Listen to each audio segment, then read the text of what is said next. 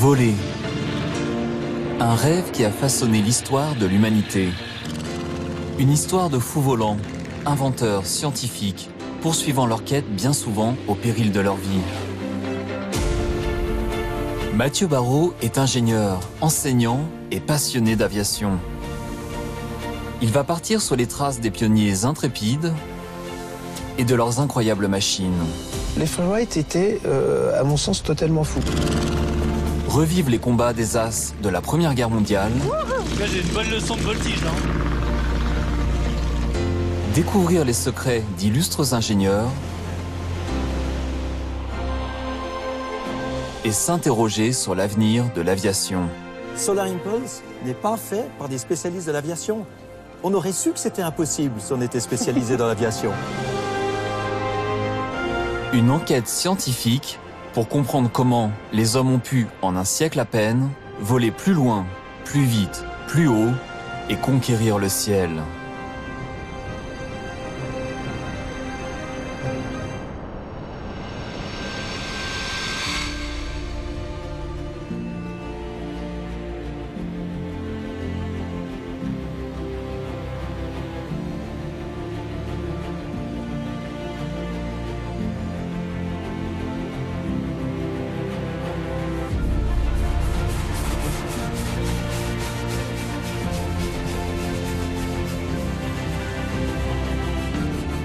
Dans un hangar près de Blois, Mathieu Barraud, pilote depuis près de 30 ans, construit un avion de ses mains. Une manière pour l'ingénieur de retrouver l'esprit des pionniers. Et pour voler au plus près de leur sillage, retrouver les traces des disciples d'Icare, il décolle aujourd'hui pour un voyage dans l'histoire des sciences et des techniques de l'aviation. Dans Fox 9 kg, je m'aligne piste 02.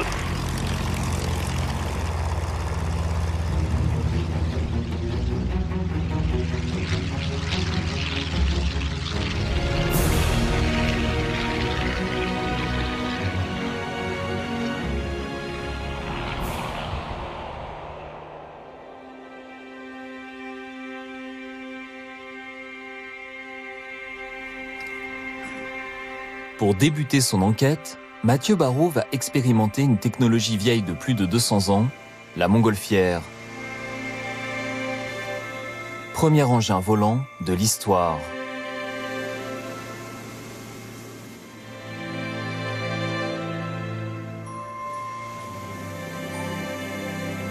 Un baptême en ballon en compagnie de l'aérostier Philippe Buron-Pilâtre.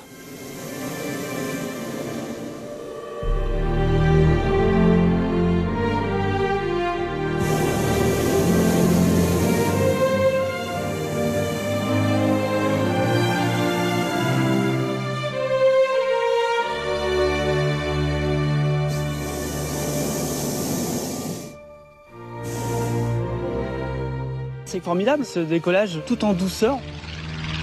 C'est extraordinaire. J'ai coutume de dire que dans une montgolfière, c'est un petit peu comme si vous étiez sur votre balcon et que le balcon se décollait et que vous naviguiez au milieu des airs. Entre deux coups de brûleurs là, qui font un peu comme les râles du Léviathan, c'est un calme absolu. C'est un calme olympien. C'est assez irréel parce qu'on est suspendu à cette bulle d'air chaud. Cette portance se crée vraiment très très très doucement et d'un seul coup on se soulève du sol. Il n'y a pas vraiment on sent pas d'accélération, on sent vraiment que ça se crée doucement. En se gonflant, une montgolfière déplace un volume d'air égal à celui contenu dans son enveloppe. L'air étant un fluide comme l'eau, la poussée d'Archimède s'applique. Le volume d'air déplacé exerce donc en retour une force égale sur le ballon. Il en résulte une force dirigée vers le haut. Mais pour que le ballon s'envole, il faut que la poussée d'Archimède soit supérieure au poids du ballon. C'est pourquoi l'air à l'intérieur de l'enveloppe est chauffé. Ainsi, il est moins dense et donc plus léger que l'air ambiant. Plus la différence de densité entre l'extérieur et l'intérieur de l'enveloppe sera grande, plus la montgolfière s'envolera vite et haut. Mais à partir d'une certaine altitude, les densités s'équilibrent, stoppant l'ascension du ballon. L'idée de ces ballons plus légers que l'air a germé en 1782 dans l'esprit de deux papetiers ardéchois, les frères Montgolfier. Leur invention fait sensation jusqu'à la cour du roi Louis XVI. Au château de Versailles, elle emporte dans les airs un mouton, un canard et un coq, enfermés dans un panier en osier. Ces cobayes ayant survécu à l'expérience, il semble désormais possible de faire voler des hommes. Deux téméraires sujets du roi vont se porter volontaires. Le scientifique Jean-François Pilâtre de Rozier et le marquis d'Arlandes. Le 21 novembre 1783, décollant des jardins de la Muette, il traverse Paris d'ouest en est et se pose 9 km plus loin, au sommet de la butte aux Cailles, devenant ainsi les premiers hommes volants de l'histoire. Un succès de nature à nourrir des ambitions encore plus grandes.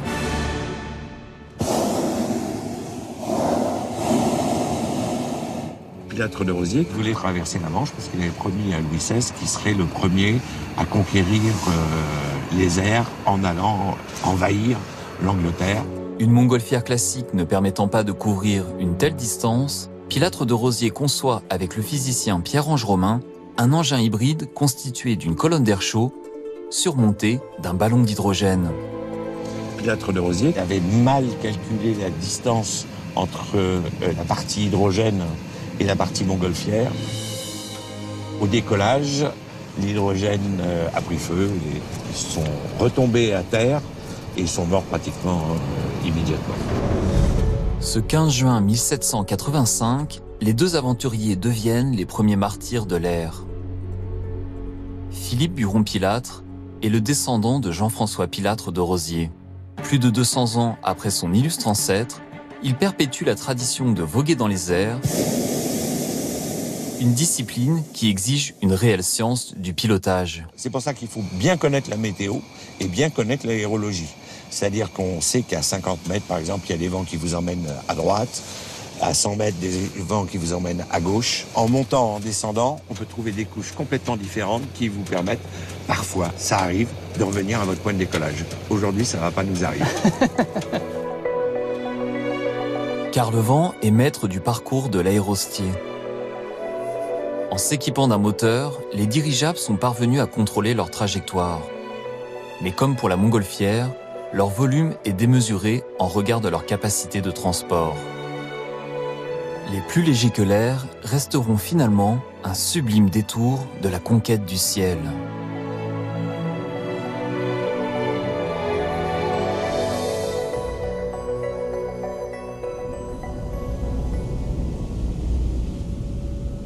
S'il est acquis que la seule force musculaire ne permettrait jamais à l'homme de voler en battant des ailes tel un oiseau, un pionnier farouchement obstiné ne va pas abandonner l'idée de planer dans les airs.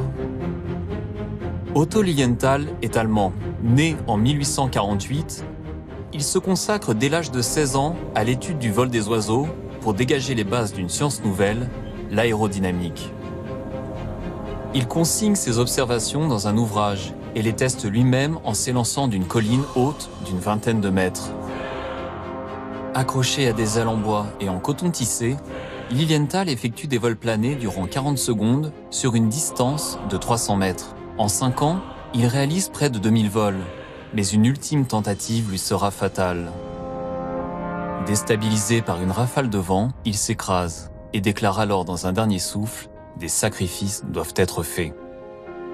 C'est au prix de ce sacrifice qu'il est parvenu à mettre en évidence la portance aérodynamique. Pour expérimenter ce principe physique fondamental au vol des plus lourds que l'air, Mathieu Barrault rejoint la région des vallées des Gaves, dans les Pyrénées. Il va y rencontrer des hommes qui, plus d'un siècle après Lilienthal, volent chaque jour en se lançant simplement dans le vide.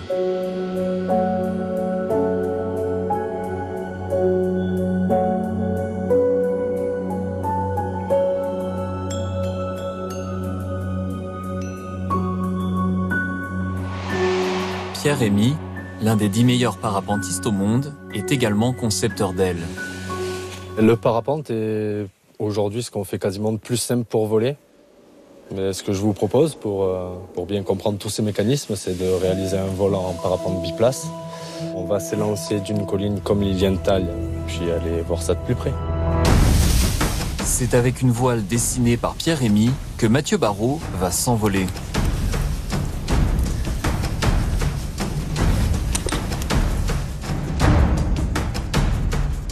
Si je comprends bien pour le décollage, ce qu'il faut, c'est que je cours très très vite, quoi. Ne pas s'arrêter de courir et surtout ne pas tomber. D'accord. Ok. Bon, j'espère que je vais être à la hauteur, alors. Bon, allez, vas-y, avance. Allez, on peut courir. Et voilà. Wouhou! Trop bien.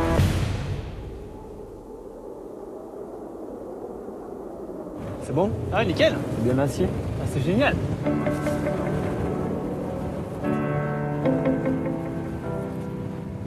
Ah, c'est calme, c'est génial.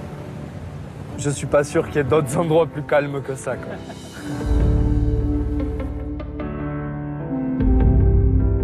On a une visibilité démentielle. Bulle volante. Ouais. Et on peut pas faire moins, quoi. Vraiment une aile, des suspentes, un harnais, c'est tout. On est directement connecté à la voile. Alors, à quelle vitesse on vole, là? Aux alentours de 40 km/h. Si je relâche les commandes, en fait, on est en position accélérée. On On accélère. est à Ouais. notre vitesse maximale de vol, en gros. Ah, c'est beau parce qu'on ressent un peu ce que devaient sentir les pionniers comme Lilienthal en s'élançant des collines. C'est un peu pareil, quoi. On est vraiment dans le vol pur, on est juste sous une aile. C'est la même chose, sauf que nous, en fait, notre toile est rigidifiée par la pression de l'air qu'il y a à l'intérieur. Donc c'est pour ça qu'elle est aussi rigide, alors que c'est que du tissu. Alors qu'à l'époque, il devait avoir des lattes en bois dans sa voile. Ah, regarde, c'est génial parce que là, on voit un petit rapace. Alors là, on se rapproche vraiment Ouais. du vol de l'oiseau. Ouais. Bon, après, l'avantage de l'oiseau, c'est qu'il tourne plus serré que nous. Au décollage, on sent vraiment la portance se créer progressivement. On sent la sellette qui vous tire progressivement vers le haut au fur et à mesure qu'on prend de la vitesse. Plus on accélère, plus on sent l'augmentation de la portance. Donc c'est ça, pour avoir de la portance, il faut déjà une surface qui va intercepter un flux d'air. Ouais. Et puis il faut une légère incidence. Exactement. Pour qu'un oiseau, un parapente ou un avion puisse tenir dans les airs, il faut qu'une force s'exerce vers le haut et compense leur poids. Cette force, appelée portance, est générée par l'écoulement de l'air autour de l'aile. Sous l'effet de l'angle d'incidence, l'air qui s'écoule sous l'aile est dévié vers le bas. L'air qui s'écoule sur la partie supérieure est lui aussi dévié vers le bas car il suit le profil de l'aile. Selon le principe d'action-réaction de la troisième loi de Newton, l'aile est alors poussée vers le haut. L'avion vole. Plus l'angle d'incidence est important et plus la portance est forte. Mais si l'angle d'incidence est trop élevé, les filets d'air se décollent de la face supérieure de l'aile. La portance disparaît, c'est le décrochage.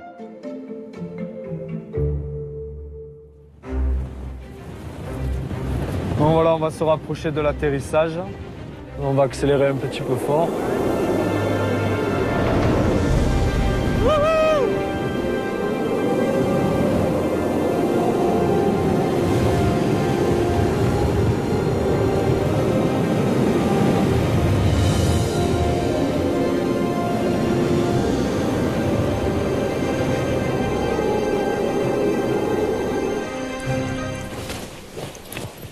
Magnifique! Et voilà. Trop bien. Trop sympa. Alors Pierre, on a fait un vol plané, mais si on veut créer l'aviation, la question qui se pose à l'humanité, c'est comment décoller d'un sol horizontal? Simplement, il faut rajouter ce qu'il ne pouvait pas avoir à l'époque, un moteur pour générer assez de poussée et pouvoir décoller d'un terrain plat.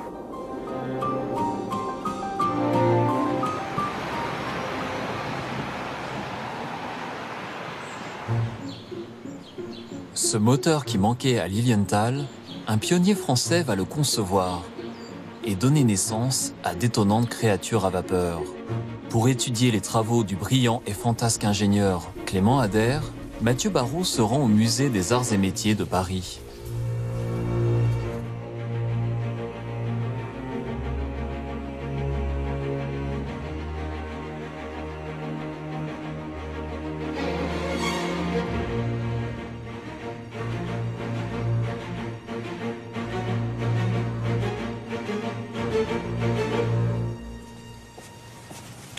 Bonjour Mathieu. Bonjour Cédric. Alors je suis ébahi par cette magnifique machine qui est très Jules Vernesque en fait, on dirait un rêve rétro-futuriste. Ouais, même un rêve d'enfant, on pourrait dire, celui de Clément Ader, qui, depuis son enfance, s'est intéressé à la question du vol, que ce soit par l'observation d'oiseaux que d'insectes. Devenu adulte, ce rêve se teint d'une folle ambition que Clément Ader résume en une formule prophétique : celui qui sera le maître du ciel sera le maître du monde. Ader est un ingénieur, il est capable de mettre la tête dans les calculs et les mains dans le cambouis, en quelque sorte. Et entre 1882 et 1883, il commence la construction de ce qui sera son premier avion. Léol. Léol, effectivement. Qui n'est pas celui que nous avons devant les yeux aujourd'hui. Non, ça c'est le petit frère en fait, c'est le numéro 3, l'Aquilon. Et cet avion numéro 1 est assez semblable au modèle qui est au-dessus de nous. On a vraiment affaire à une machine d'ingénieur totalement inspirée par le biomimétisme. Limite, on voit très bien la chauve-souris, la roussette des Indes, c'était le modèle qu'a choisi Clément Ader.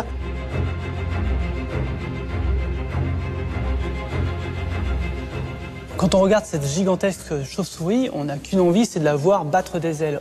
Et pourtant, Ader choisit un autre mode de propulsion, des hélices. C'est plutôt une très bonne idée. On a un vol plané qui va être propulsé par l'action des hélices. Après 7 années d'un travail acharné, Ader tente enfin un premier décollage à bord de son éole dans le parc du château de Gretz-Armainvilliers. Tractée par son unique hélice, la machine à vapeur grimpe à une vitesse de 36 km/h. L'air se tasse sous la voilure et les roues s'arrachent du sol. L'éole flotte, à quelques centimètres de la piste, avant d'atterrir 50 mètres plus loin. Ce 9 octobre 1890, Clément Ader réalise le premier décollage motorisé de l'histoire. Impressionné par cet exploit, l'armée finance alors les recherches de l'ingénieur et passe commande d'un appareil plus puissant muni d'un double moteur à hélice. Alors moi, quand je regarde ces hélices, je trouve absolument magnifique, on dirait des plumes d'oiseaux. C'est de la mousseline de coton collée sur du papier de soie. C'est presque de la haute couture, en quelque sorte, extrêmement léger. Et on obtient une hélice qui est tout à fait remarquable de par ses performances. On voit cet appareil, on a tous les composants finalement d'un avion. Est-ce que Ader a réussi à voler plus haut, plus vite, plus loin ? Oui. Le 14 octobre 1897, il va y monter à l'heure de 5h. Il est 5h15 ce jour-là, en fait. Les conditions météorologiques, d'après ce que raconte Clément Ader, sont pas très bonnes. Il pleut et il y a un très fort vent de travers. Et il va lancer le travail de la chaudière, fait monter la pression et l'hélice commence de tourner. L'avion donc prend de la vitesse. Apparemment, il va se soulever. La trace de son train d'atterrissage disparaît du sol. Puis il va être brusquement décalé vers la droite. En fait, une bourrasque. Une bourrasque devant, exactement. Et là, Clément Ader va prendre sans doute sa première leçon de pilotage et de navigation aérienne à 45 km/h. Il appuie sur l'étrier de gauche pour tenter de contrecarrer cet effet de vent et il met un coup d'accélérateur. Il renvoie plus de pression dans sa machine à vapeur.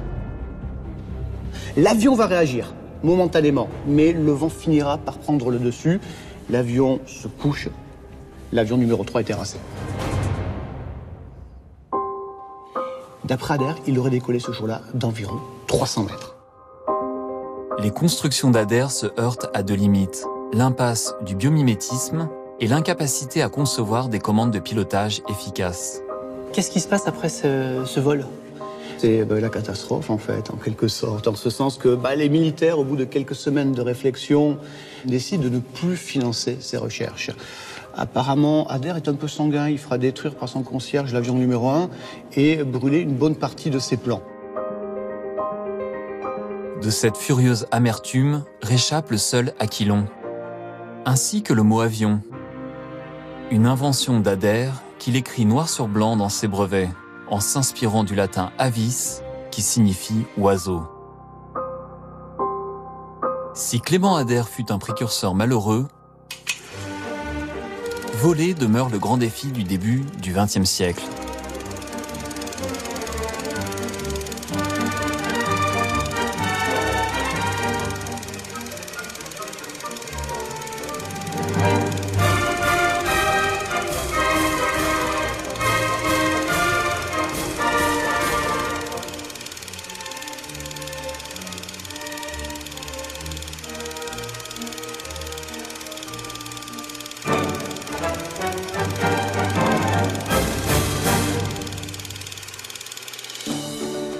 Aux États-Unis, les frères Wright, 2 fabricants de vélos de l'Ohio, vont y consacrer toute leur existence en procédant méthodiquement. Ils rassemblent les travaux des pionniers, les améliorent, puis s'entraînent au pilotage sur des planeurs biplans. Ils les testent sur les dunes de Kitty Hawk, en Caroline du Nord, terrain idéal par ses vents constants et son sable fin amortissant les atterrissages plus ou moins contrôlés. Ces essais aboutissent à la conception d'un système performant pour maîtriser une machine volante. Il est temps pour eux d'équiper un planeur d'un moteur à essence inspiré de ceux des automobiles et tenter de voler plus haut, plus vite, plus loin aux commandes de leur avion baptisé Flyer. Donc ça, c'est la maquette qu'on a sous les yeux. C'est la maquette qu'on a sous les yeux. Donc l'armature est en bois et en toile. Il y a 2 chaînes de vélo pour entraîner les 2 hélices. On a des câbles de vélo un petit peu partout qui permettent de maintenir l'armature. On a des composantes qui sont bien maîtrisées par les Wright. C'est système D, quoi. Le système D. C'est pas un avion qui a coûté très cher. Il a coûté beaucoup en termes de temps, d'énergie, d'intellect et de recherche. Mais il a coûté très peu en termes de déboursés pour les composants mécaniques. Première impression, une très nette différence par exemple avec l'éole de Clément Ader qui copie un peu les ailes de chauve-souris. Là, on est dans de la rationalité pure. Oui. Finalement, est-ce qu'il va réussir à voler ? Au 17 décembre 1903. La météo est formidable, on a le vent constant qui est parfait, le moteur a l'air de fonctionner, il y a la bonne pression atmosphérique. Bon, on peut tenter quelque chose, quoi. Après avoir tiré au sort, c'est Orville qui a été désigné pour être le premier pilote. Donc il s'allonge, puisque le pilotage se fait en position allongée. On lance les hélices, on met le régime moteur à pleine puissance, le Flyer roule, Orville décolle. C'est le miracle du premier vol, un vol extraordinaire d'une durée de 12 secondes. 12 secondes quand même. 12 secondes, c'est quand même exceptionnel. 12 secondes pour 36 mètres de vol. Comme le premier pas sur la Lune, on a la photo du premier vol, un engin motorisé plus lourd que l'air. Le propre de la science, c'est de pouvoir reproduire l'expérience. Ils l'ont reproduite 4 fois ce jour-là. C'est la réussite scientifique. Ils ont accompli leur objectif. L'avancée énorme des Wright, c'est ça, c'est que c'est un vol motorisé, mais surtout contrôlé. Absolument. Le pilote Mathieu Barrault va pouvoir expérimenter le vol en position allongée aux commandes d'une pièce unique, un simulateur du Flyer Wright. Bon alors, comme les frères Wright, je vais m'installer dans le Flyer. Difficulté supplémentaire, le contrôle du virage se fait par l'ondulation du bassin. Bon bah, on y va ? On y va, on est parti. Un gros cœur, du courage. Allons-y. Et alors, on est parti. Donc pour décoller, je vais ouvrir les gaz en grand. Donc le régime augmente. Et je vais tirer légèrement sur le manche. Ouh là là là là là là. Ah ouais, c'est vraiment pas facile. Ouh là là là là là. On va tenter un petit virage là, avec mon bassin.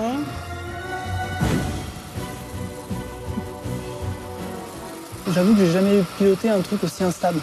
C'est très très difficile. Voler c'est bien, mais il faut réussir à ramener la machine sans la casser. Je garantis pas, je garantis pas que... Non, non, non, non, non. Boum. Ah, je crois que j'ai cassé un patin. Bon, il y a un patin qui est endommagé, mais bon, c'est du bois.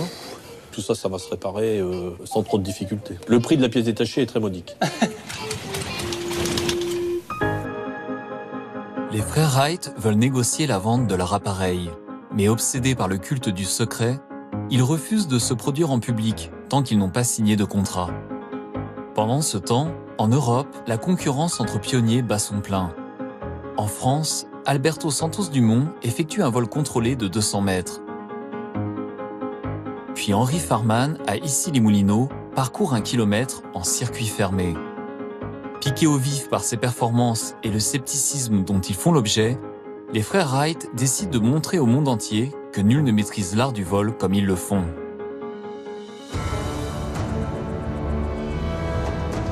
À l'été 1908, Wilbur Wright débarque donc en France, avec une version améliorée de l'avion qui se pilote désormais assis.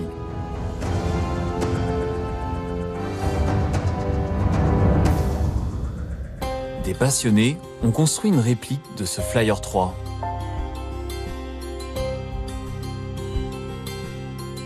Une machine qui maîtrise l'axe de tangage pour monter et descendre et l'axe de lacet pour tourner à plat. Ça, c'est les deux premiers axes. Les deux premiers axes qui ont été trouvés par plusieurs constructeurs. L'innovation des Fly-Rite, ça a été le dernier manche que tu as là, et qui lui va agir sur le gauchissement de l'aile. Quand j'actionne cette gouverne, je vais tordre l'aile carrément. Tu vas tordre toute l'aile, c'est-à-dire que quand tu vas le braquer vers la gauche, tu vas remonter le bord de fuite de gauche, tu vas diminuer la portance. Donc ce morceau de l'avion va descendre. Et là, l'avion va partir en virage beaucoup plus serré. Donc ça a été la révolution, vraiment, parce que jusque-là, tout le monde tournait à plat avec juste une gouverne de direction. Et ce qui fait que c'est toujours le même principe qui nous permet de tourner de façon serrée, même sur un A380.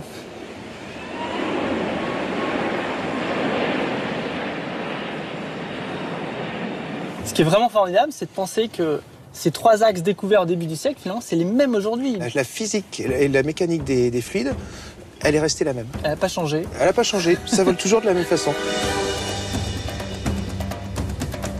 Et c'est le 8 août 1908, au Mans, sur l'hippodrome des Hunaudières, que Wilbur Wright décide de donner une leçon de pilotage moderne.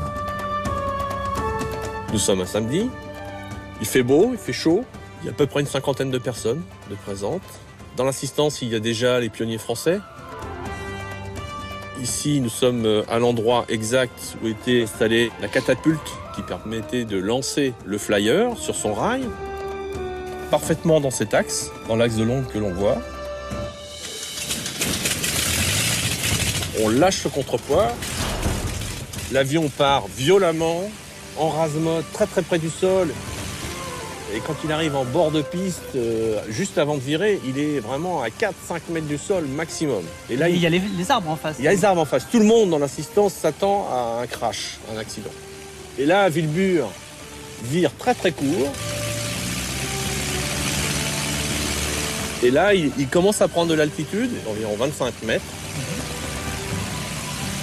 Et puis, il fait une deuxième orbe beaucoup plus confortable. Et là, il se dit, je veux faire le show. Donc, il revient très très vite. Et il atterrit juste devant la tribune.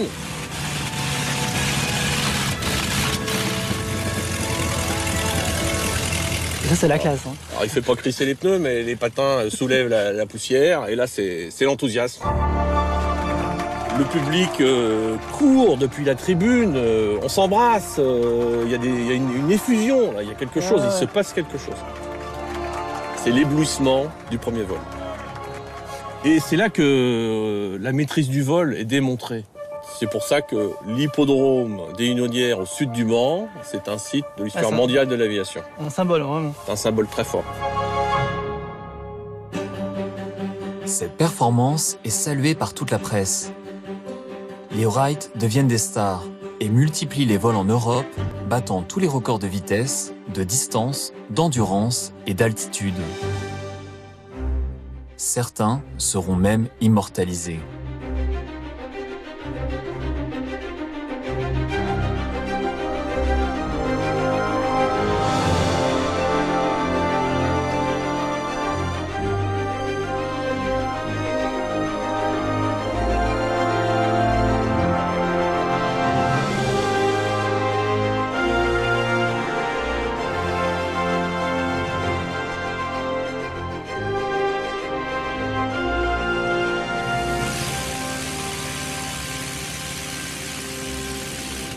À bord de la réplique du Flyer 3, Jean-François Jacquelin a lui effectué 90 vols. La météo était un petit peu tumultueuse, il y avait au moins 5 ou 6 nœuds, c'est-à-dire 8 km/h de vent. Là, avec 5 nœuds, on se bagarre et on a l'impression d'être dans une mer démontée et dans une coquille de noix. Alors c'est vraiment impressionnant parce que là on voit que votre aile passe très près du sol pour essayer de contrer une rafale. Là. J'aurai une chance un jour de le voir voler cet appareil? Si vous prenez les commandes vous-même, oui. Parce qu'à l'époque, j'étais célibataire. Maintenant, j'ai des enfants qui m'ont fait promettre de ne jamais revoler après avoir vu les vidéos. Les freeride étaient, à mon sens, totalement fous. Moi, je devais être un peu suicidaire pour faire des vols sur la réplique, mais eux avaient beaucoup de choses à prouver, et je pense que c'est leur redonner des ailes. Les pionniers de l'aviation prenaient des risques énormes en fait pour faire progresser la science. C'était au risque de sa vie, quoi. Mais pas au point de se lancer dans la traversée de la Manche qu'il considérait comme un risque inutile. Ce risque, un Français va le prendre pour marquer l'histoire avec panache. Louis Blériot, fabricant de phares, est lui aussi touché par la fièvre de l'époque, la conquête du ciel. Il s'emploie à construire des prototypes, enchaîne les échecs, au point d'être surnommé le roi de la casse. Le 25 juillet 1909, aux commandes du Blériot, 11e du nom, il prend une éclatante revanche. Décollant de Calais au petit matin, il rejoint Douvres en seulement 37 minutes. C'est une prouesse, et plus encore, un symbole. La presse titre « L'Angleterre n'est plus une île ».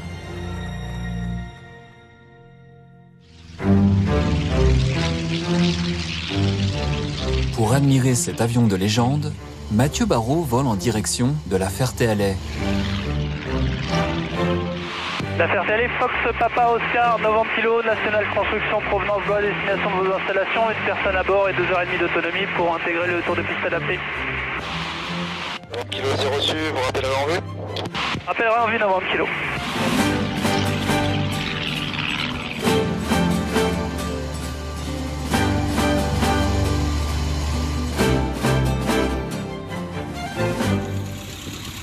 Il a rendez-vous avec Edmond Salis, pilote émérite d'avions de collection qu'il fait souvent voler pour le cinéma. Aujourd'hui, il est aux commandes du Blériot 11.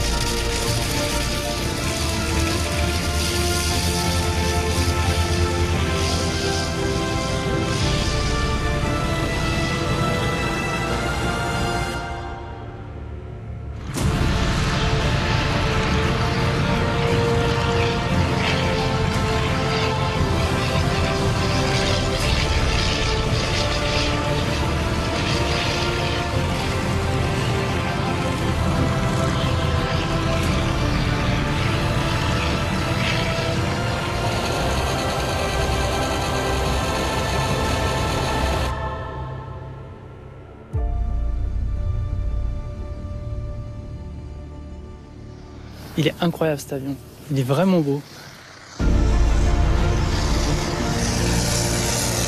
Ce qui est très rigolo, c'est que ce petit avion bouchonne sur les turbulences comme un petit bouchon sur les vagues.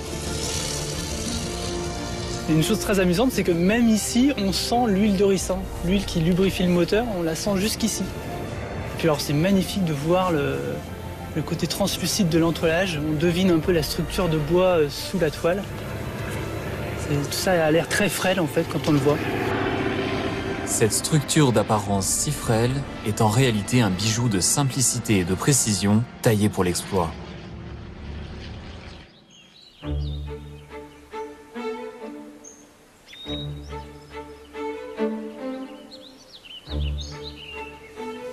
Bonjour Edmond. Bonjour Mathieu.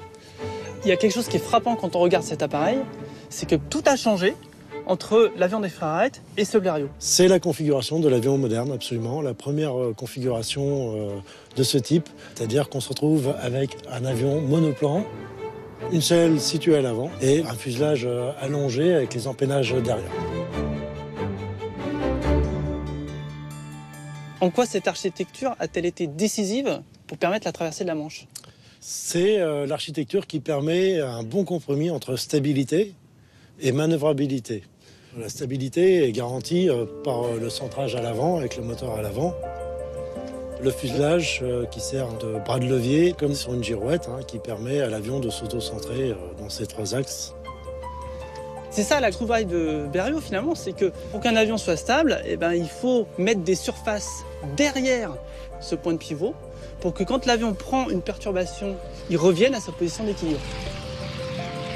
Dernier atout du Blériot, une trouvaille d'ingénieur pour simplifier les commandes, le fameux manche à balai. Ça, c'est une invention vraiment absolument géniale qui simplifie énormément le pilotage de ces avions. Très clairement. Je pousse, l'avion descend, je tire, ça monte. Je mets le manche à gauche, ça tord l'aile pour tourner à gauche, et je mets le manche à droite, ça tord l'aile dans l'autre sens pour aller de l'autre côté. C'est une logique implacable. Le côté intuitif est très important, effectivement. Si vous rencontrez des éléments météorologiques perturbants, il faut pouvoir réagir promptement pour regarder le contrôle de l'avion. Ce qu'Edmond a pu éprouver par lui-même en volant dans le sillage de Louis Blériot le 25 juillet 2009, 100 ans jour pour jour après l'incroyable traversée.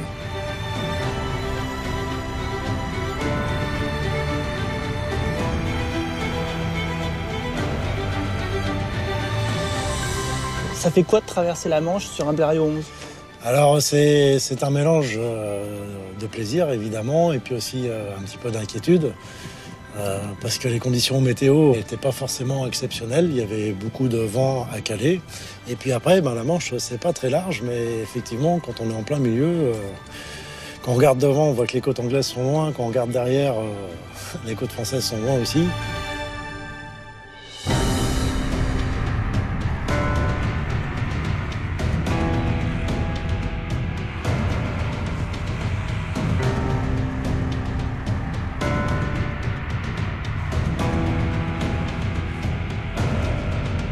Moi, j'avoue que je vous admire beaucoup parce que j'aurais jamais osé faire une traversée maritime avec un tel appareil. J'aurais sans doute pas osé le faire si mon grand-père ne l'avait pas déjà fait et que mon père l'avait également fait. Donc vraiment, les traversées de la Manche, c'est une histoire de famille chez vous. C'est le rite initiatique de la famille Salis. Oui.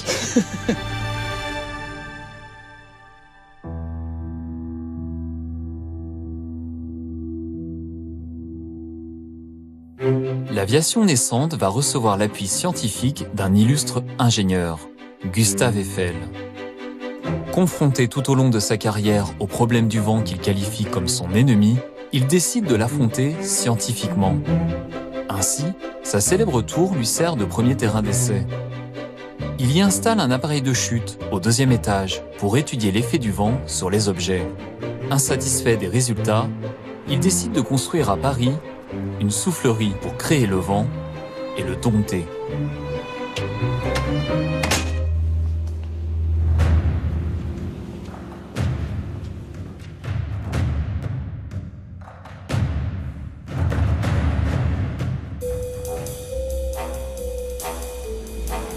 À cette époque, l'aérodynamique n'était pas étudiée. Et Eiffel va avoir une vraie approche scientifique et d'ingénieur pour pouvoir expérimentalement comprendre ce qu'était le vent. Eiffel va faire ce que je vais appeler moi la première soufflerie moderne. Les quelques souffleries déjà existantes sont faites d'un simple tunnel. Eiffel en révolutionne le dessin, plaçant la chambre d'expérience entre 2 cylindres pour maîtriser l'écoulement d'air parfaitement.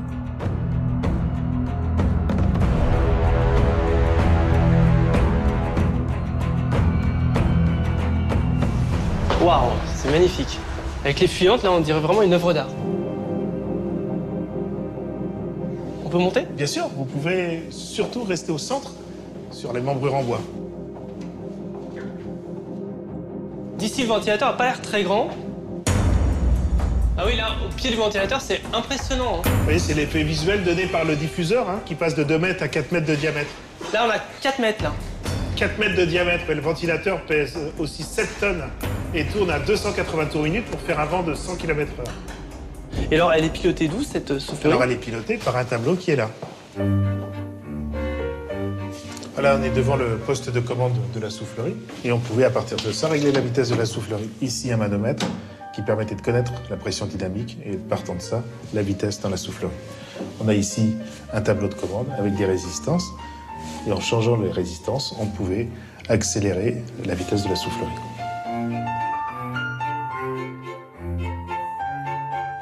utilisées jusqu'en 2003, ces commandes furent finalement remplacées pour permettre de poursuivre l'exploitation de la soufflerie en toute sécurité.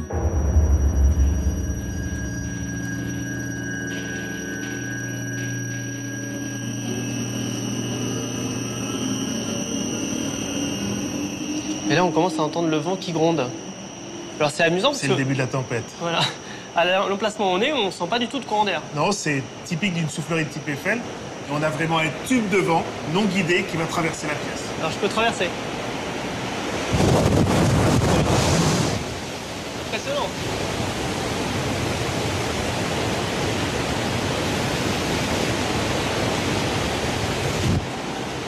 C'est incroyable.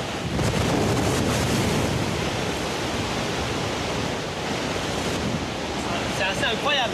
Oui, on a un vent très fort. Hein. Ah ouais, je m'appuie dessus, on a l'impression d'avoir un coussin d'air sous les mains. J'y retourne.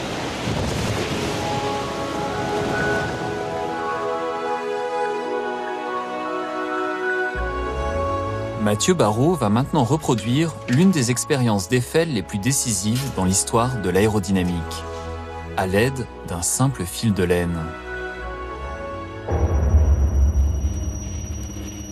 Alors là, l'écoulement c'est bien droit. Le fil de laine ne bouge pas. Et quand je vais l'approcher de l'objet, eh bien évidemment, l'écoulement va chercher à éviter l'objet. En fait, on a un obstacle. L'air veut le contourner, donc il s'échappe sur tous les côtés de l'objet. Alors après, si je passe un petit peu dessous, là, l'écoulement est effectivement relativement propre.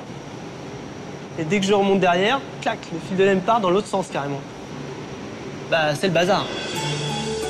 Pour voir les écoulements autour de l'objet, Mathieu Barrault et Benoît Blanchard poursuivent l'expérience avec une petite soufflerie à fumée. Plus les tourbillons sont importants derrière un objet, plus les forces de traînée, plus la résistance à l'avancement va être forte. Cette zone derrière, qui est une zone dépressionnaire, fait comme un effet de ventouse. C'est-à-dire qu'on a une aspiration, une zone dépressionnaire à l'arrière de l'objet, qui vient s'ajouter à la pression du vent sur la face avant. Et c'est ce qui donne la résistance à l'avancement. Pression devant, dépression derrière, une forte traînée. Exactement. Le poids et la portance ne sont pas les deux seules forces à s'opposer pendant le vol d'un avion. Quand il se déplace, l'aéronef est freiné par les frottements de l'air. Cette force s'appelle la traînée. Pour que l'avion vole à une vitesse constante, il faut donc que la force de traction fournie par le moteur équilibre exactement la force de traînée.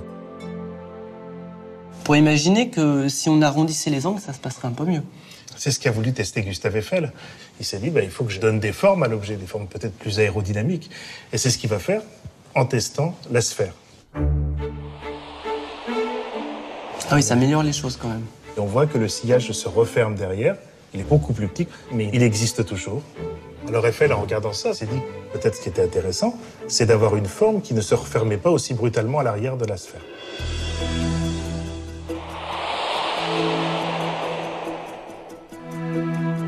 Alors là, effectivement, les choses s'améliorent nettement. On a donc considérablement diminué la résistance à l'avancement de cet objet par rapport à la sphère et par rapport au disque, évidemment. Alors, ce qui est assez amusant, c'est que finalement, Eiffel met le gros bout de cette forme fuselée vers l'avant. C'est complètement contre-intuitif. On pourrait penser que le bout pointu fendrait mieux l'air, comme le ferait une lame de couteau, par exemple, dans du beurre. L'histoire de l'aérodynamique est amusante parce qu'elle dit que cet objet avait d'abord été testé avec la forme pointue devant. Et puis, des câbles qui ont cassé ont fait que l'objet, machinalement, tout seul, a pris la position qui offrait le minimum de résistance, c'est-à-dire en attaquant par le bout arrondi face au vent. Eiffel ouvre grand les portes de sa soufflerie aux premiers constructeurs de l'époque. Ils adaptent la forme Eiffel à leurs avions et des centaines de maquettes, d'hélices, d'ailes et de nouveaux appareils y seront testés. L'aviation sort de l'ère artisanale pour entrer dans celle de l'ingénierie aéronautique.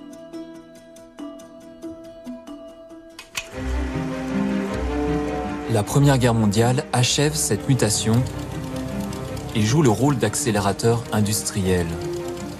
L'aviation n'est plus l'apanage des pionniers avides de records et d'exploits. Pour la première fois de l'histoire, le fracas d'une guerre gagne aussi les airs.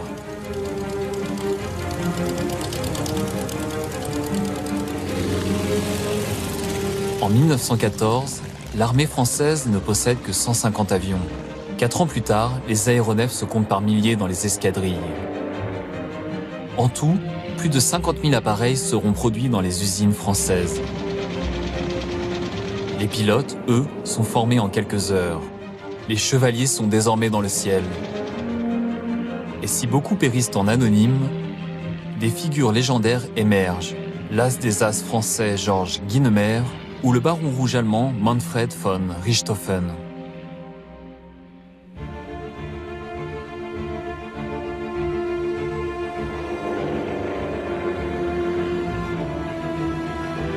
Pour étudier l'architecture de ces montures ailées, Mathieu Barrault a rendez-vous au musée volant Salis de la Ferté-Alais.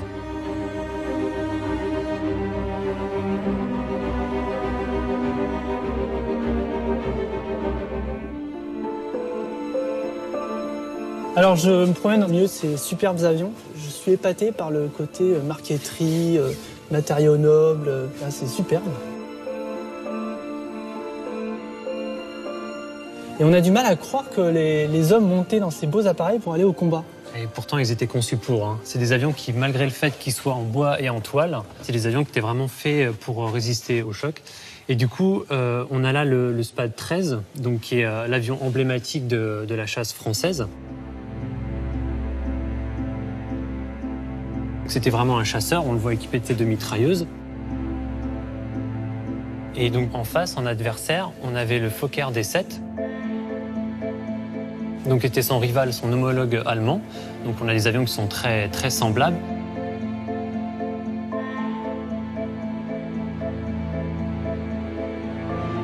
Alors, il y a quand même un paradoxe. On était sur le Blériot, qui ressemble beaucoup à un avion moderne. C'est vrai. Et là, on se retrouve pendant la guerre avec deux avions qui sont tous les deux des biplans, qui reviennent en fait au même type de structure que ceux des frères Wright. Pour comprendre ce paradoxe, il faut se replonger dans les combats tels qu'ils étaient faits à l'époque. Les avions survolaient les territoires ennemis pour prendre des photos espions. Il fallait pouvoir les chasser, ces avions. Il fallait rapidement monter, pouvoir rapidement le rattraper. Et pour ça, il fallait de la vitesse et aussi de la manœuvrabilité. Parce que dans les virages, pour pouvoir rattraper son ennemi, il fallait que l'avion résiste. Et le monoplan, de ce côté-là, n'était pas forcément très efficace. Et donc, c'est ce qu'on voit sur les maquettes ici. On a là une aile de monoplan. Les ailes ont tendance à se vriller ou à fléchir sous les efforts. Et ben, s'il prenait trop de vitesse, tout le poids de l'avion portait sur les ailes. Et donc, du coup, ça, c'est pas permis parce qu'on prend beaucoup trop de risques. Effectivement, elle est très très souple. Souple en flexion, souple en torsion. C'est assez impressionnant. Et puis, à l'extrême limite, ça pouvait aller jusqu'à la rupture, quoi. Exactement. D'accord. Donc ça, c'est embêtant. Et c'est pour ça qu'on va aller vers des structures biplanes, en fait. Et alors, en quoi la structure biplane améliore le problème ? Eh bien, en fait, la structure biplane reprend deux ailes monoplan, en quelque sorte. On a rajouté des mâts, ici. Et en fait, en mettant de la hauteur, on va donner de la rigidité. Et puis des haubans qui vont trianguler vraiment la structure et la renforcer. Et c'est ce qui va permettre à tout l'ensemble de se tenir et pas de tomber comme un château de cartes, en quelque sorte. Ah oui, donc là, on a effectivement une structure beaucoup plus rigide. Tout à fait, oui. Ça se déforme presque plus, quoi. Exact. Ni en flexion, ni en torsion. En torsion, c'est impressionnant la rigidité que ça a. Aux commandes de ces bolides déserts, les As livrent des combats vertigineux et tournoyants. Un véritable art de la voltige que Mathieu Barrault va avoir le privilège de découvrir.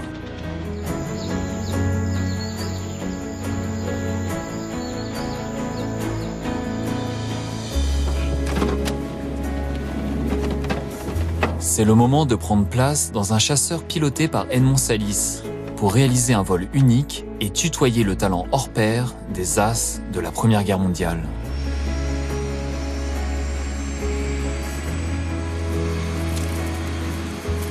La Ferté-Alais, Fox et Coyanqui, on s'aligne et on décolle piste 10.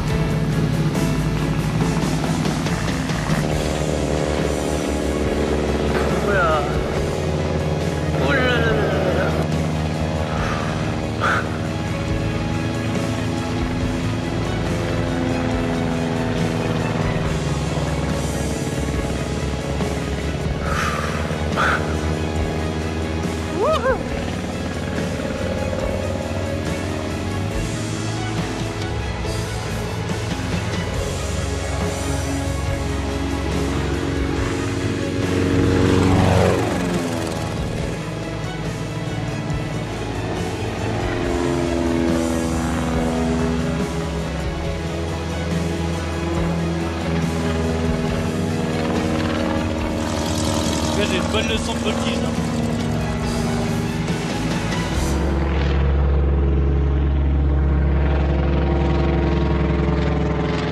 Alors, à un moment, pendant le vol, j'ai eu la chance de me confier les commandes. J'ai été très très impressionné par la vivacité de l'appareil. On est tout de suite dans l'ambiance du chasseur. Et puis après, on est partis ensemble au-dessus de la campagne. Et c'était au moment du coucher du soleil.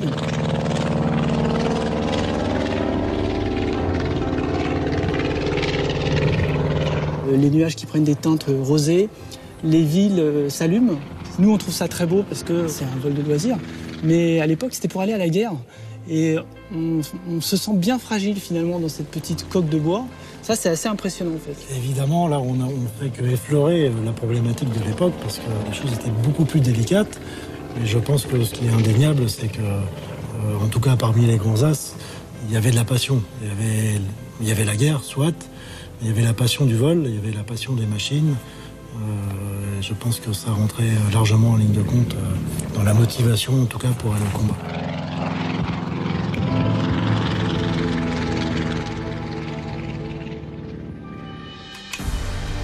Dès la signature de l'armistice, l'aviation se trouve une nouvelle mission pacifique et commerciale avec l'aventure de l'aéropostale, immortalisée par les écrits du pilote Saint-Exupéry. Parallèlement, les avions poursuivent leur mutation technologique. La structure biplane est délaissée au profit d'une plus grande pureté aérodynamique. C'est la consécration de l'aile unique. Il est temps de voler encore plus haut, plus vite, plus loin. Le 20 mai 1927, Charles Lindbergh prend les commandes du monoplan Spirit of Saint-Louis, décolle de New York et atterrit à Paris 33 heures plus tard.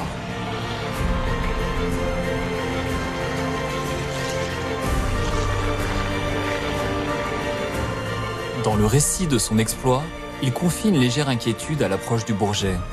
Je ne sais pas un mot de français. Je n'ai même pas pris de visa avant de partir et je me demande si cela ne va pas me causer des ennuis.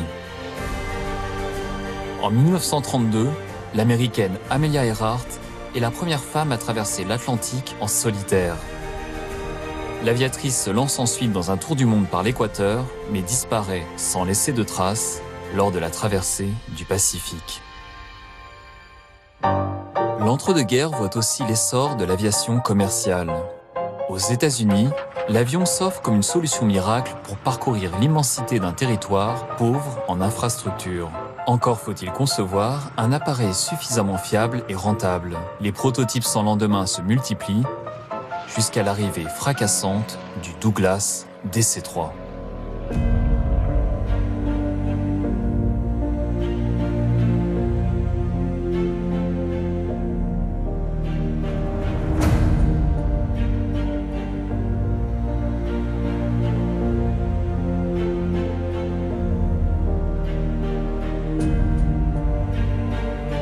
Ce bimoteur, capable d'embarquer 21 passagers, repousse les limites du transport aérien. Il a une autonomie de 3400 km à une vitesse de croisière de 300 km/h environ. Ça fait qu'on peut traverser les États-Unis en une journée. Donc ça, c'est une révolution pour l'époque quand même. Effectivement, oui. Qu'est-ce qui explique de telles performances? Eh bien, ce sont ses qualités aérodynamiques. Tout a été fait pour faciliter l'écoulement de l'air. On voit des lignes très pures. Et on peut voir aussi le raccordement entre l'aile et le fuselage via ce superbe rayon progressif. D'accord, donc là on facilite le contournement de la cellule par les particules d'air afin de diminuer la traînée. Quoi. Tout à fait. Et qui dit moins de traînée, dit une consommation en carburant plus faible. Donc un billet qui est moins cher et qui permet d'en vendre plus. Ça c'est intéressant pour les compagnies. Ah oui, c'est le premier avion commercial rentable. Et il a réussi à rafler jusqu'à 90% du marché de l'aviation civile américaine. Mais voler vite et loin ne suffit pas. Un défi technique plus grand se présente aux ingénieurs. Dégager de l'espace utile à l'intérieur de la structure pour accueillir passagers et marchandises. Il faut donc concevoir un nouveau fuselage, creux et volumineux, capable de supporter le poids des ailes et les contraintes physiques des forces de portance. Pour y parvenir, les concepteurs américains du DC-3 décident de raidir son fuselage en y greffant un maillage de cadres transversaux et de lisses longitudinales. Moi, la première impression que j'ai en rentrant là-dedans, là, c'est le ventre d'une baleine. Avec les côtes, les 4, ça serait les côtes, quoi. Et l'hélice, par exemple, la colonne vertébrale, quoi. Et la peau de la baleine tendue là-dessus. Ça fait quelle épaisseur, ça? Là, à peu près 1 mm sur celui-là. D'accord, ouais, on est dans le fin, quoi. On est dans le très fin. C'est assez simple comme structure. Pourquoi ça a mis tant de temps à apparaître? C'est que c'est très difficile à calculer. Il faut arriver à définir l'espacement entre les cadres et entre l'hélice, qui permet de réduire suffisamment la peau. Et il ne faut pas trop en mettre non plus, parce que sinon, c'est du poids supplémentaire, donc de la consommation en carburant supplémentaire. Et on va moins loin, on transporte moins de passagers, moins de fret. D'accord, donc il y a une sorte de compromis à trouver. On a à peu près une 50aine de centimètres entre les cadres. Et c'est ce qu'on peut encore retrouver d'ailleurs sur la 380 aujourd'hui. Si j'enlève tous les capitonnages dans la 380, je vais retrouver exactement la même structure. Exactement. Ça, c'est quand même assez extraordinaire. Ça veut dire qu'en gros, il y a 80 ans, les concepteurs, les ingénieurs ont trouvé une martingale qui dure toujours. C'est ça. Cette martingale s'avère doublement gagnante lorsque le DC-3 se transforme en avion de transport militaire pendant la Seconde Guerre mondiale. Sa conception rudimentaire autorise une production à la chaîne. Les 500 000 rivets qui parsèment la structure sont posés à une cadence infernale par des milliers d'ouvrières. Toutes les 2 heures, un appareil sort des usines. Et une fois la guerre achevée, ils sont reconfigurés pour inonder le marché de l'aviation civile.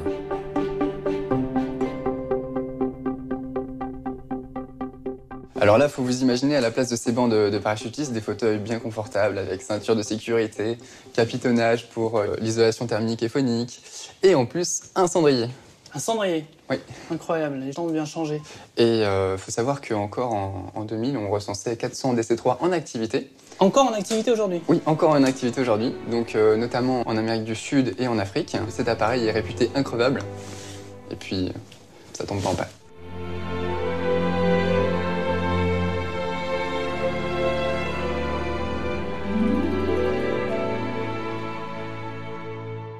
L'aviation militaire deviendra toute puissante. D'elle dépendra l'avenir des nations.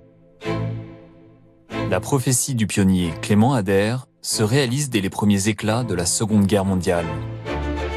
Les avions de l'Allemagne nazie survolent sans peine la ligne Maginot et mettent la France à genoux. Dans le Pacifique, le 7 décembre 1941, plus de 400 chasseurs japonais frappent la base de Pearl Harbor et anéantissent la principale flotte de l'US Navy. L'Amérique est sous le choc. Le ciel lui est tombé sur la tête. Mais c'est pourtant dans les airs qu'elle trouvera son salut grâce à des chasseurs toujours plus performants, issus de son génie aéronautique.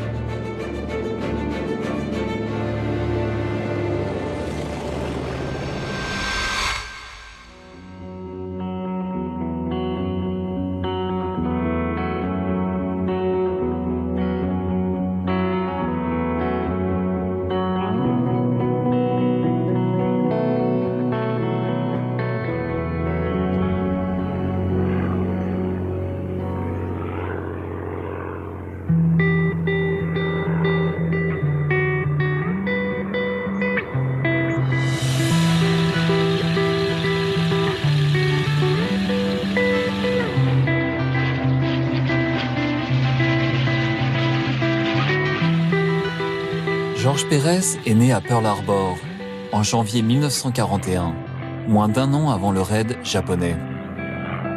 Toute sa vie, il a collectionné des warbirds, ces oiseaux de guerre aux commandes desquels il compte des milliers d'heures de vol.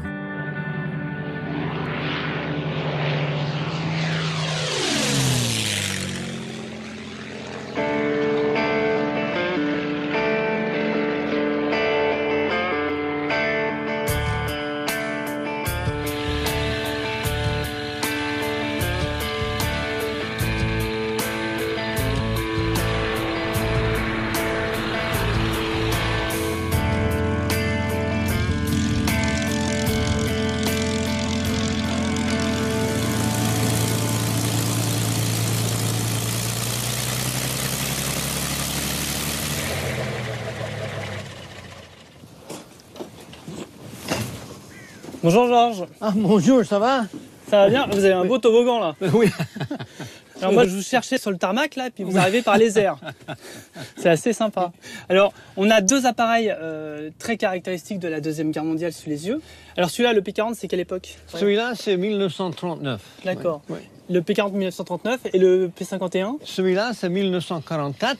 Donc là, on a un appareil du début de la guerre. Exactement, même avant, oui. Et là, un appareil de la fin de la guerre. Exactement. Alors, on a affaire ici à deux appareils de guerre et moi, je suis un peu étonné de voir ces couleurs bariolées sur leur nez, là. Et pourquoi ils faisaient ça, les pilotes? Ça, ils avaient le droit à mettre le nom de la nana, les copines, des pin-up. Qu'est-ce qu'ils voulaient sur les avions, c'est ça.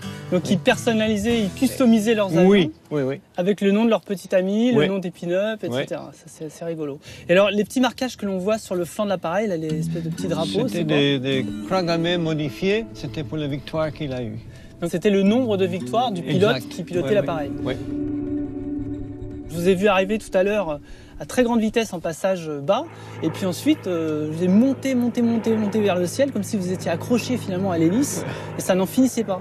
Et ça, qu'est-ce qui permet ça sur ce genre d'appareil? Un, c'est le puissance, et deux, c'est l'hélice. Donc la puissance, c'est l'hélice? Oui, c'est un pas variable. Pas variable. J'aimerais bien voir ça. Oui. Le pas variable, innovation majeure de l'entre-deux-guerres, permet un pilotage efficace de l'avion dans toutes les phases du vol.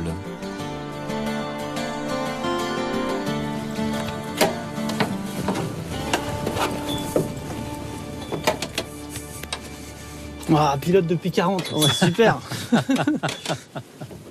C'est assez confortable le cockpit quand même. Oui, un fois dedans, on est bien installé. Ouais, c'est pas mal.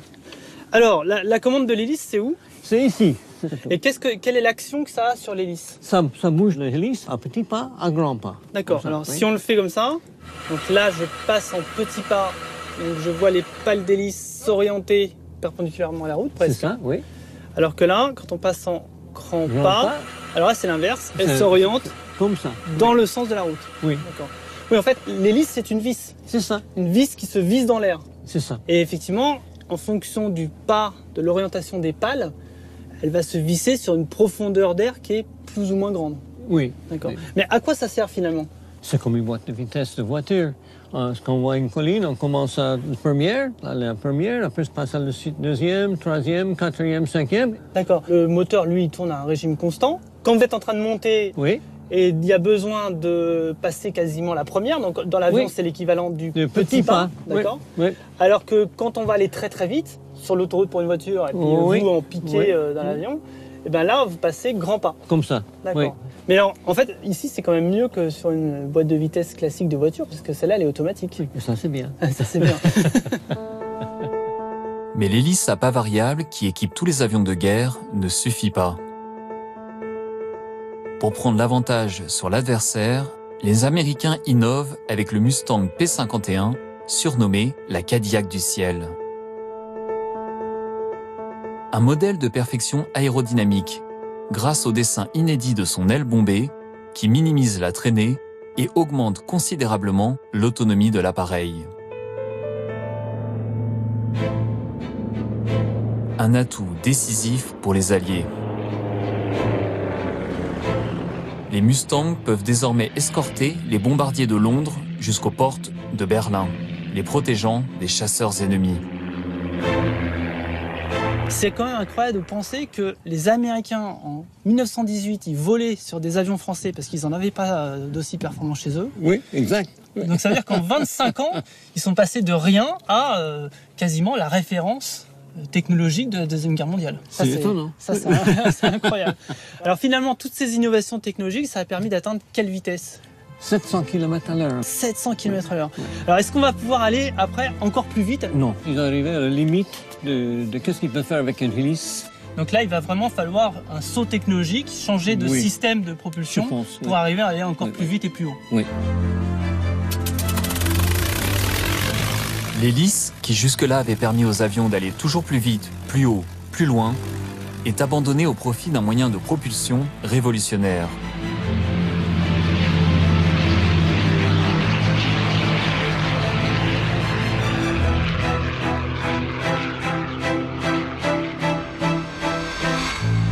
Né d'une bataille technologique entre l'Angleterre et l'Allemagne, le moteur à réaction inaugure une nouvelle ère pour l'aviation militaire et commerciale.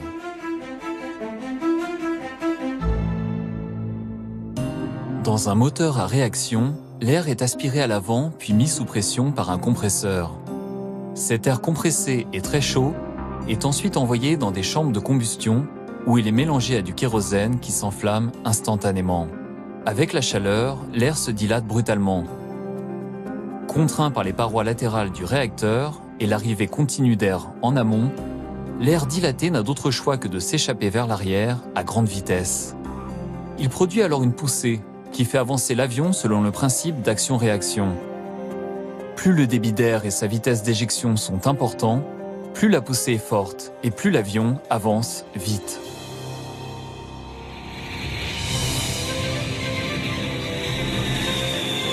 Le turboréacteur permet de voler plus vite, mais également plus haut, là où l'air est moins dense et offre moins de résistance.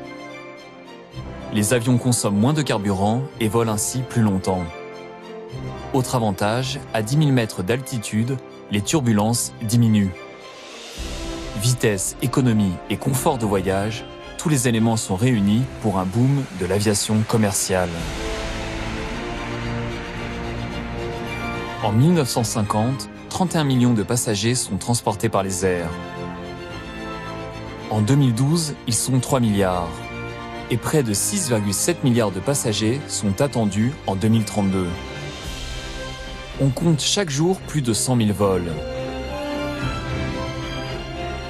Ce marché florissant a été le théâtre d'une guerre commerciale sans précédent entre l'avionneur européen Airbus et le constructeur américain Boeing. Longtemps, le Boeing 747, avion mythique lancé en 1969, a trôné en majesté.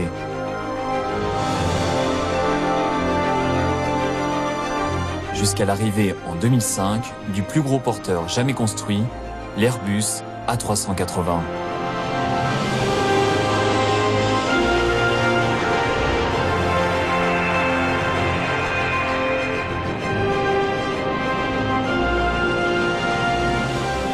Ce paquebot des airs peut embarquer 853 passagers sur 15 000 km sans escale à la vitesse de 900 km/h.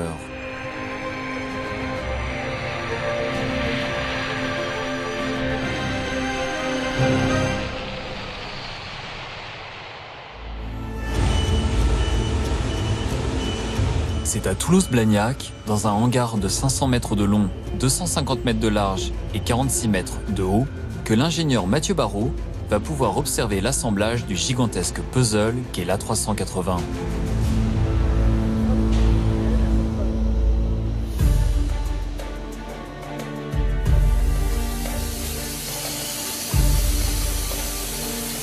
Alors là, Jérôme, on est où? On est dans la voilure, dans une des voilures de l'A380. Ça, c'est extraordinaire. J'aurais jamais pensé que j'arriverais à rentrer à l'intérieur d'une aile. C'est un volume gigantesque. C'est un volume gigantesque. Vous pouvez voir, je fais 1m80 et il me reste encore pas mal de place au-dessus de la tête. Voilà. Et alors, à quoi sert tout ce volume? Ce volume est utilisé pour stocker du kérosène. En fait. Donc on est en plus dans un réservoir. On est dans un réservoir. On se croirait dans un sous-marin.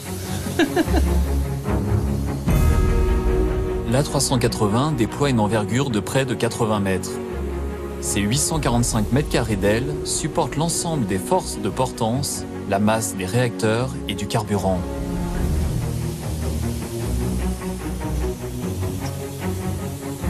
Et c'est une simple rangée de boulons qui assure sa fixation au fuselage. Il y a 3500 fixations par côté qui maintiennent la voilure. 3500. Donc tous les trous qu'on voit là, c'est les trous de fixation de l'aile au fuselage. D'accord, c'est vraiment une couture complète de l'aile au fuselage. Donc là, on est dans le cerveau même de l'avion. Donc on s'en rend peut-être pas compte, mais là, juste au-dessus de nous, c'est le cockpit, donc avec toutes les commandes. Et là, on est vraiment dans le cœur électrique de l'avion. C'est-à-dire que tout ce qui est autour de nous sont les éléments essentiels pour faire voler l'avion. D'accord, donc ici on a tout le cerveau, avec les câbles que je vois là, c'est carrément le réseau nerveux qui part d'ici. Exactement. J'imagine qu'il y a des centaines de mètres de câbles dans cet avion. Plus de 500 km de câbles. 500 km? C'est ça. Ah oui, c'est impressionnant. Ouais.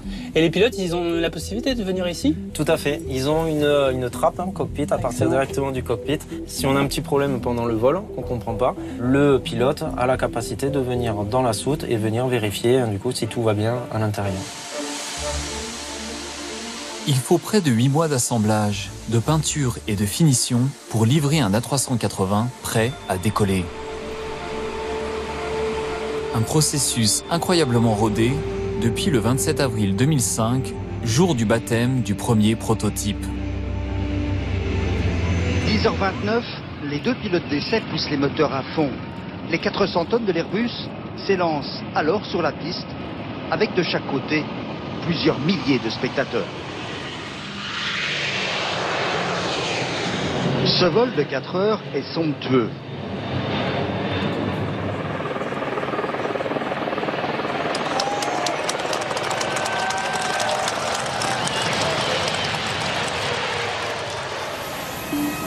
Cet avion est encore utilisé aujourd'hui pour faire des tests.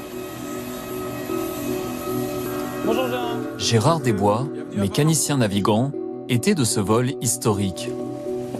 Waouh! J'ai l'autorisation de me mettre en place commandant de bord? Absolument, la place est disponible. Génial. Alors moi, en tant que pilote, première impression, d'habitude j'ai des pendules, et là, je n'ai que des écrans. Alors effectivement, il n'y a plus de pendules, on a des écrans, mais ces écrans reprennent l'architecture des pendules classiques que vous pouvez avoir sur un avion classique et un peu plus ancien. On retrouve l'horizon artificiel avec l'échelle de vitesse et l'échelle d'altitude. On a en plus un écran de navigation. Alors tout ça, l'environnement a énormément changé, mais en même temps, on retrouve des grands classiques. C'est-à-dire que là, j'ai la main gauche sur un mini-manche, la main droite sur des manettes de gaz. Absolument. Toujours la même chose depuis le début de l'aviation. Je me sens presque capable de le piloter. Ah mais vous seriez tout à fait capable de le piloter. C'est un avion qui est, je dirais même, plus facile à piloter qu'un avion d'aéroclub. De par sa masse, son inertie, si on lâche le manche, l'avion va rester dans la position dans laquelle on l'a mis. C'est une facilité supplémentaire que nous ont permis les commandes de vol électriques pour que le pilote puisse se consacrer à la gestion du vol, la gestion du contrôle aérien, la radio, etc. Donc il ne faut pas que l'avion soit un fardeau pour l'équipage. L'avion doit être facile à piloter et c'est ce qu'on a réussi à faire sur cet appareil. Alors ce qui est complètement dingue, c'est de penser qu'il y a un peu plus d'un siècle, c'était Clément Ader.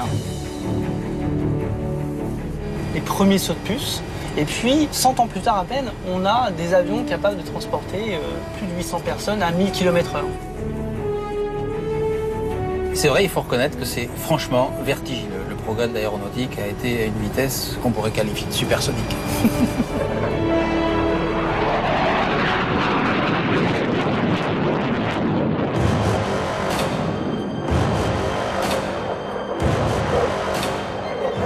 Franchir le mur du son, voler à plus de 1200 km/h.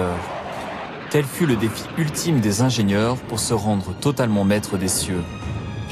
Et ce sont les militaires qui, les premiers, ont fracassé cette barrière légendaire. Mathieu Barrault se rend donc sur la base d'essai de la Direction générale de l'armement à Istres.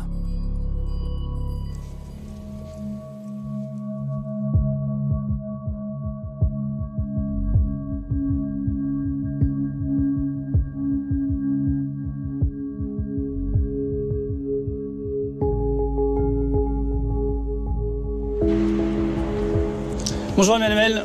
Bonjour Mathieu. Alors, le mur du son dans l'aviation, c'est quelque chose de vraiment totalement mythique. Qu'est-ce qui a créé ce mythe du mur du son? À la fin de la Seconde Guerre mondiale, le besoin des armées, c'est d'avoir des avions qui montent très haut, très vite et qui sont capables d'intercepter très rapidement les bombardiers nucléaires ennemis. On est en pleine guerre froide là. Exactement. Et dans cette course à la vitesse, les pilotes d'essai vont être confrontés à un certain nombre de phénomènes aérodynamiques particuliers quand ils vont s'approcher du mur du son, du Mach 1. C'est là que les problèmes apparaissent. Une augmentation de la traînée, on ressent des secousses, instabilité, même la perte d'efficacité des commandes qui ont même conduit les premiers aviateurs qui ont essayé de franchir cette limite à avoir des accidents mortels. Donc c'est la grande époque des pilotes d'essai. Il faut monter dans l'avion puis risquer sa vie pour tester un peu ces nouvelles lois aérodynamiques. D'où le mythe autour de cette barrière pour laquelle on se demande si on arrivera à la franchir. Quand un avion vole, il bouscule les particules d'air qui l'entourent. À leur tour, elles bousculent leurs voisines, produisant des ondes sonores qui se déplacent à 340 mètres secondes, 1200 km/h, la vitesse du son. Cette succession d'ondes correspond au bruit que l'on entend depuis le sol lorsqu'un avion nous survole. Tant que l'avion vole en dessous de la vitesse du son, les ondes ont le temps de s'échapper vers l'avant. Mais lorsque l'avion vole à la vitesse des ondes qu'il génère, alors il les rattrape. Celles-ci vont donc s'accumuler devant l'appareil, créant une pression sur son nez et former devant lui une barrière d'ondes qu'on appelle mur du son. Lorsque l'avion est plus rapide que la vitesse du son, il franchit ce mur. Les ondes accumulées à l'avant se déplacent alors vers l'arrière, produisant une onde de choc qui prend la forme d'un cône. Plus l'avion vole vite, plus le cône est étroit. Ce cône accompagne l'avion tant qu'il est en vitesse supersonique. Mais au sol, l'onde de choc se fait entendre après le passage de l'avion sous la forme d'un unique et puissant bang.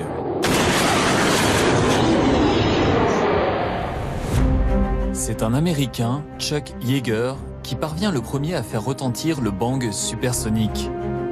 En octobre 1947, aux commandes du Bell X-1, un avion fusée largué depuis un bombardier, le téméraire pilote allume son puissant moteur qui propulse l'engin dans l'histoire aéronautique.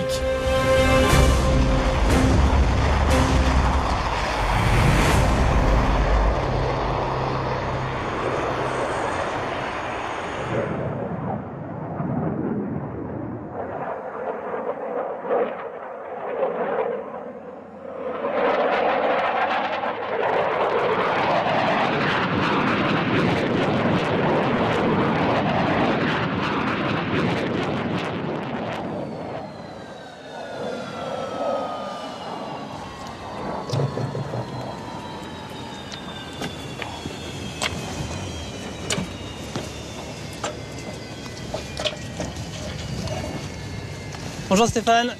Bonjour Mathieu. Alors je vous ai vu faire des arabesques, là c'était absolument magnifique, des passages de grande vitesse, c'était superbe. Mais là vous n'avez pas passé le mur du son. Non, sinon il y aurait eu un grand bang et il faut passer ce mur du son. Il y a une certaine altitude de façon à ce que le bang supersonique ne vienne pas perturber les Français. D'accord. Alors de manière opérationnelle, dans quel cas est-on amené à franchir le mur du son ? Eh bien, on peut être amené à franchir le mur du son si on a besoin d'accélérer pour aller atteindre un objectif, un avion ennemi, pour l'intercepter et éventuellement le neutraliser. Alors extérieurement, c'est un grand bang.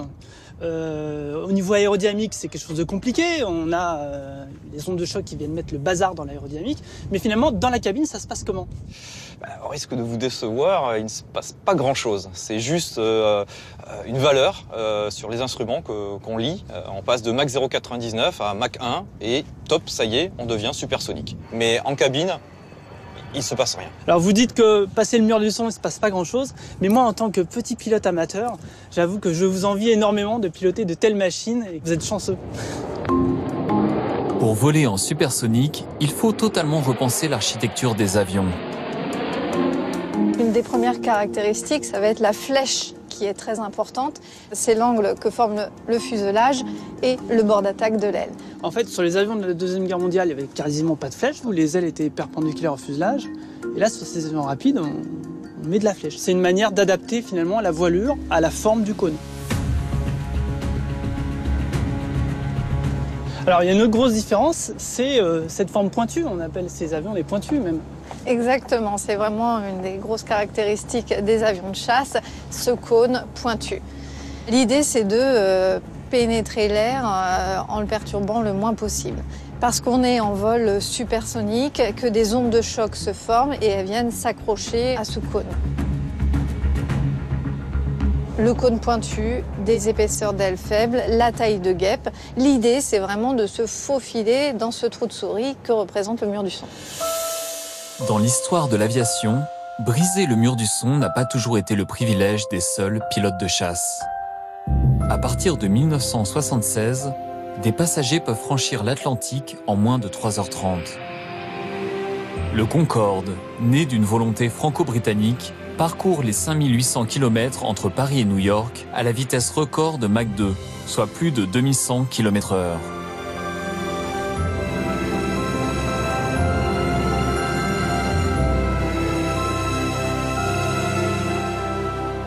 Mais ce joyau aéronautique, vorace en carburant, prend de plein fouet la hausse faramineuse des prix du pétrole, rendant son exploitation déficitaire. La catastrophe de Gonesse, en juillet 2000, précipite son déclin. Et son aventure s'achève en octobre 2003.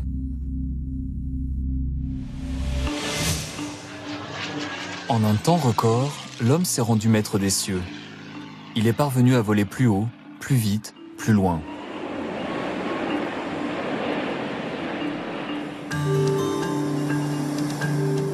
Mais le temps est venu de préserver le ciel. Dans un espace aérien limité, l'enjeu de l'aviation du futur est de parvenir à concevoir des avions plus économes, plus propres, plus silencieux. Un défi de taille pour les motoristes, qui explorent de nouvelles pistes.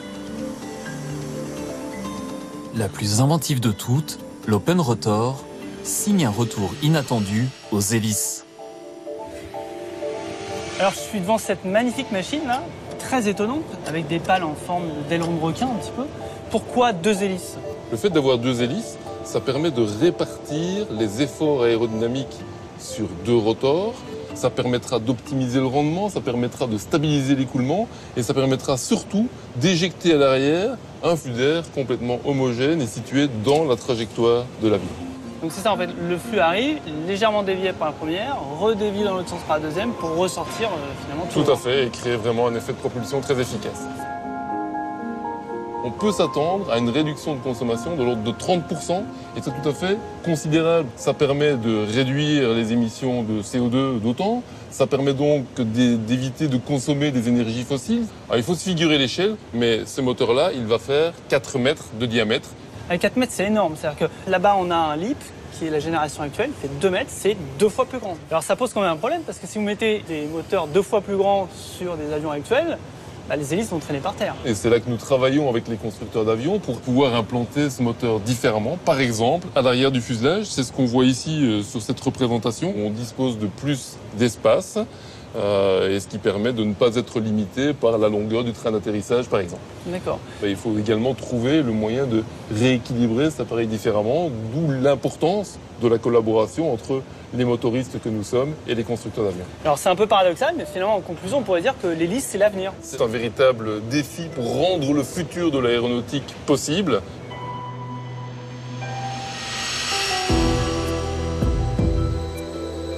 Pour imaginer les avions du futur, les chercheurs multiplient les essais en soufflerie, élaborent des prototypes et s'inspirent de la technologie militaire des drones pour créer des avions de transport sans pilote. La science et l'ingénierie aéronautique cherchent une nouvelle voie. Je pense que la rupture technologique énorme, elle n'est pas encore tout à fait trouvée. Il y a des tas de voies, on sent bien que tout le monde cherche, mais on avance doucement parce que une vraie rupture technologique, c'est difficile, c'est très très difficile. Il y en a eu au début du siècle sur des petits avions, mais sur des grosses machines avec des enjeux économiques énormes, ça avance doucement. Donc on fait des progrès pas à pas. Dire qu'il va y avoir un changement radical de la forme des avions, évidemment on a tous vu des images très futuristes et amusantes ou superbes, à mon sens ça n'ira qu'avec une rupture technologique sur les moyens de propulsion.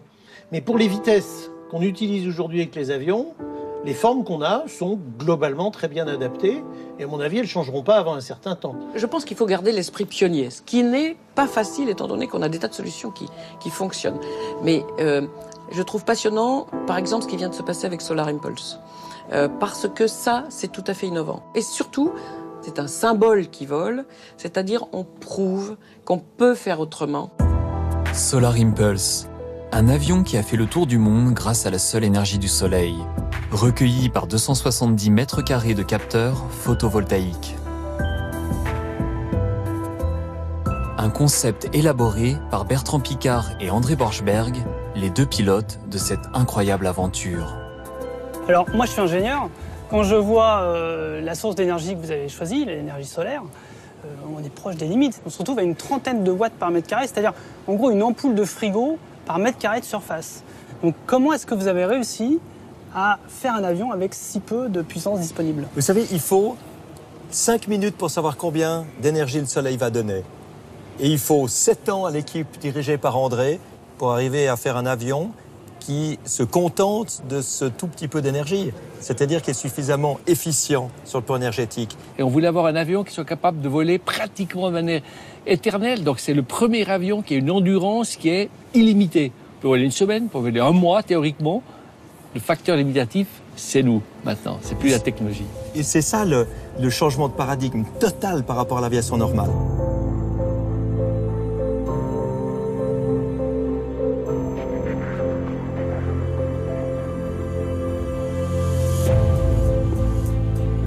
D'une envergure proche d'un A380, Solar Impulse pèse pourtant le même poids qu'une voiture. De quoi bousculer les modèles traditionnels de l'aéronautique. Quand on a proposé finalement à l'industrie aéronautique de fabriquer cet avion, on disait on a besoin de ça pour faire le tour du monde, voilà un petit peu les données, voilà comment on s'imagine, ils ont tout de suite dit que c'était impossible. Si vous remarquez, les frères Wright étaient des fabricants de vélos. Et ils ont inventé le premier avion. Solar Impulse n'est pas fait par des spécialistes de l'aviation. On aurait su que c'était impossible si on était spécialisé dans l'aviation.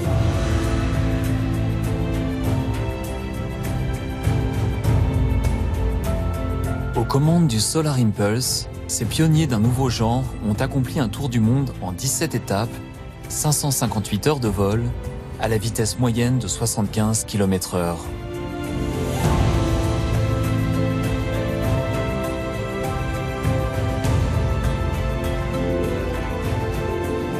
Ce tour du monde, c'était une vraie aventure. Et ce qui est fantastique dans le travail des pionniers, c'est qu'au début, ils sont considérés comme fous. Ensuite, ils réussissent et on dit « Ah bah tiens, c'était peut-être plus facile que prévu ». Et puis quelques années après, ça devient normal. Il y aura peut-être des avions solaires pour aller faire des tours le week-end. Il y aura des avions électriques pour des passagers. C'est pour ça que Audrey et moi, on adore le monde de l'exploration et le monde des pionniers. Pas seulement pour voler sur des océans ou autour du monde, mais pour lancer quelque chose qui n'a jamais existé. De quoi nourrir les projets les plus fous, comme cet avion solaire stratosphérique. Ces concepteurs ambitionnent de l'envoyer à 25 000 mètres d'altitude pour des missions scientifiques.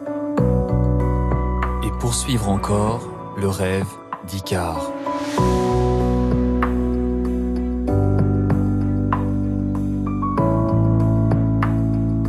Le vol est sans doute une des choses qui a le plus fait rêver l'humanité depuis toujours. On est collé à la terre. La pesanteur, c'est quelque chose qui nous colle au talon. Et quel rêve de ressembler à un oiseau. C'est une façon, je pense, de se transcender. On sort de sa condition humaine quand on peut voler. Ça fait partie du rêve.